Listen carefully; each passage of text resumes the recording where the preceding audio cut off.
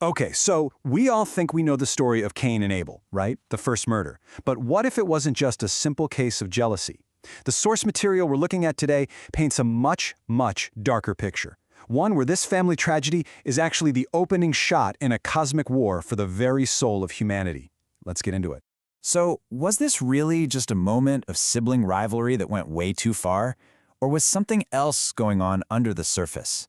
This view suggests the first murder wasn't a crime of passion at all.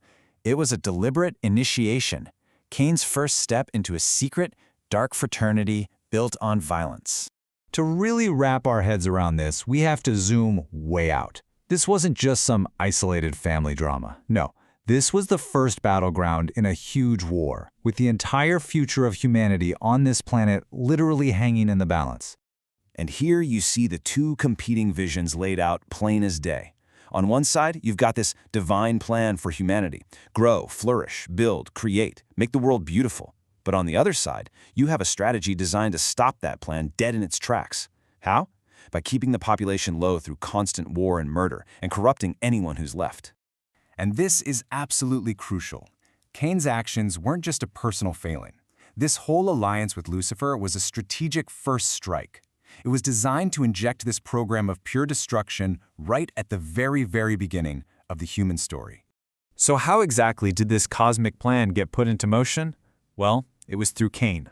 And this is where a very specific and, frankly, a very dark title comes into play: Master Mahan. So what in the world is a Master Mahan? It's not just a name, it's a title. It signifies the leader, the master of a secret, oath-bound brotherhood that has one chilling purpose: to commit murder for profit.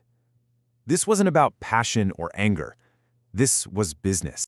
And you know what? Cain wasn't dragged into this reluctantly. He jumped in with both feet, just loving his new power. He wasn't just a member, he was the master, and he was thrilled by the fact that he could now murder people to get their stuff. The text here is so explicit, it says he gloried in his wickedness. There was no hesitation, no second thoughts, no remorse. He completely embraced this dark new identity and the power that came with leading the secret murder cult. All right.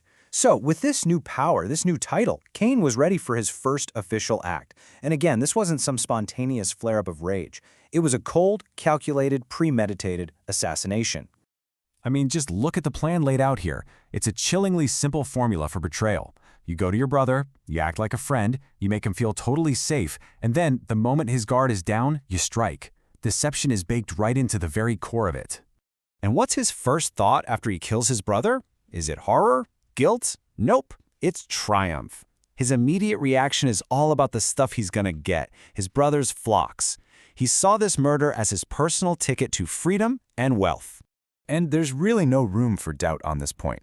Instead of feeling shock or pity or anything a normal person would feel, Cain felt the exact opposite. He celebrated what he'd done. He gloried in it. But Cain's little victory celebration was pretty short-lived. As he's walking away from the scene, probably feeling like he's gotten away with it, his moment of triumph is suddenly interrupted by the voice of the Lord. It's such a simple question, right? But it's absolutely devastating. The Lord doesn't just accuse him. He just asks for an accounting. Where is your brother? And you can just feel Cain's whole scheme start to fall apart in that single moment. And Cain's response is just as famous as the crime itself. He instinctively goes for the lie, pretending he has no idea, and then follows it up with that defiant, sarcastic question. The source basically portrays this as the textbook reaction of a cornered criminal. Well, the lie obviously doesn't work, and the judgment is swift, and it is severe. He's now an outcast, a wanderer. The very ground that he works, which is now stained with his brother's blood, is going to turn against him. He is cursed from the earth itself.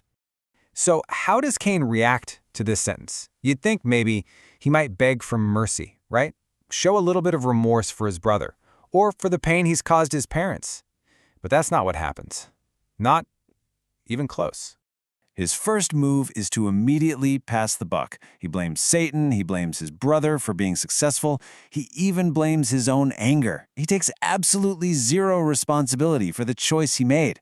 It's always someone or something else's fault. And then we get this famous cry of anguish. But listen closely. Is this the cry of a repentant heart that's broken over what it's done? Or is it just the whining of someone who can't stand the consequences of getting caught? Let's just break down his plea here. It's a laundry list of grievances, and it is all about him.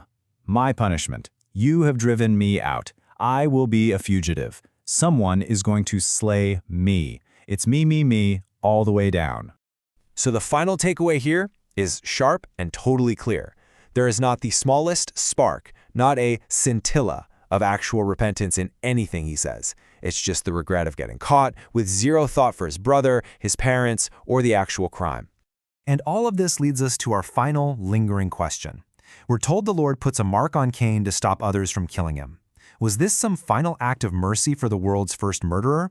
Or was it actually a way to make sure he lived out the full extent of his sentence, to force him to wander the earth as a fugitive, carrying the full weight of his crime for an entire lifetime?